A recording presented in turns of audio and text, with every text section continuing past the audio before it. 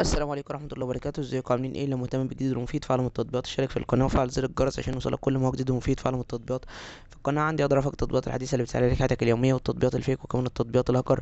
النهاردة ان شاء الله مع تطبيق جديد هو اسمه تطبيق انتي سكن سباي فيروس كلينر. التطبيق ده مساحته 6 ميجا و6 من 10، محمله اكتر من 10,000 شخص. التطبيق ده تطبيق خاص بالانتي فيروس، يعني بيقدر ان هو يحمي لك جهازك ويمسح لك كل الفيروسات او كل البرامج الضارة او كل الحاجات اللي ممكن تسبب خطر للجهاز بتاعك، سواء فيروسات ضارة للجهاز وممكن تمسح لك تتسبب لمسح البيانات، وتخلي الفيديوهات او الافلام اللي عندك او الصور او الملفات او البرامج تبقى كأنها ولا ليها لازمة، او كأنها مش شغالة.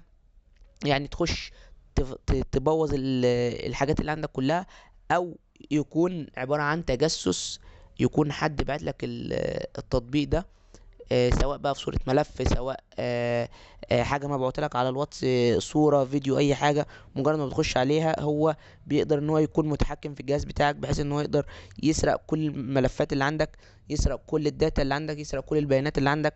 لو رابط فيزا كارت او الحساب الشخصي بتاعك باي تطبيق من تطبيقات الدفع الالكتروني زي تطبيق فودافون كاش، اتصالات كاش، رابط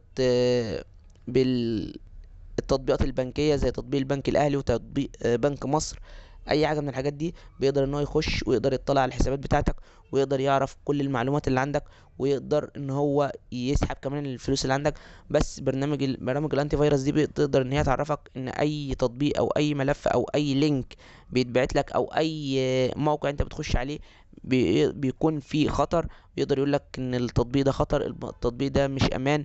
اللينك اللي انت دخلت عليه اللي مبعوت لك مثلا على الواتس ده، لو مش واثق في صاحبه ما تفتحوش، عشان هو ممكن يكون فيه خطر. طبعا مش الكلام ده مش بيعمله مع اي حد. يعني انت ممكن تكون مشترك في جروب، والجروب ده بيبعت لينكات وحاجات زي كده، انت بتخش على اللينك بحسن نية. طبعا لو اللينك اللي مبعوت ده كويس هو مش بيقول لك حاجه. لو اللينك ده فيه خطر او فيه نسبه خطر شويه، هو بيقول لك في الوقت ده ما تفتحوش او ما تكملش فيه، علشان ممكن يسبب لك خطر للجهاز بتاعك. ده الغرض من التطبيق وده فايده التطبيق. مشكله التطبيق ان هو بيتضمن اعلانات وبيطلب منك الاشتراك وشراء التطبيق، بالاضافه لان التطبيق بيكون باللغه الانجليزيه وما فيهوش لغه عربيه. بس كده، ده يعتبر ابسط شرح للتطبيق بالنسبه للمميزات والعيوب. لو عجبك شرح التطبيق يا ريت تدوس لايك للفيديو. لو عايز شرح التطبيق معين يا ريت تسيب لي في كومنت. لو شفت ميزه او عيب للتطبيق في اي تعديل من التحديثات القادمه اكتبها في تعليقات الفيديو. بمناسبه لو شفت ميزه او عيب اكتبها في تعليقات الفيديو.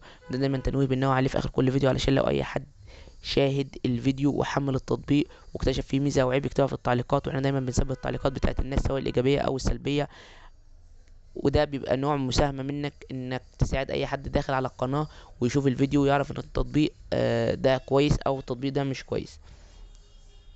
اما لو انت لقيت الفيديو موجود على القناة بقاله فترة طويلة وخايف ان انت تحمله، فترة طويلة دي يعني 10 شهور، سنة، اكتر من سنة، وخايف تحمله، فانت ممكن تكتب لي في تعليقات اي فيديو تقول لي اشرح لي التطبيق ده، ونزل لي شرح للتطبيق ده في تعليقات اي فيديو، او تراسلني على الفيس او على ماسنجر، وانا انزل لك شرح مفصل ومبسط للتطبيق، مميزاته وعيوبه وازاي بيشتغل وازاي بتشترك عليه وازاي بتلغي الاشتراك وكل حاجة عن التطبيق. وشكرا، سلام عليكم.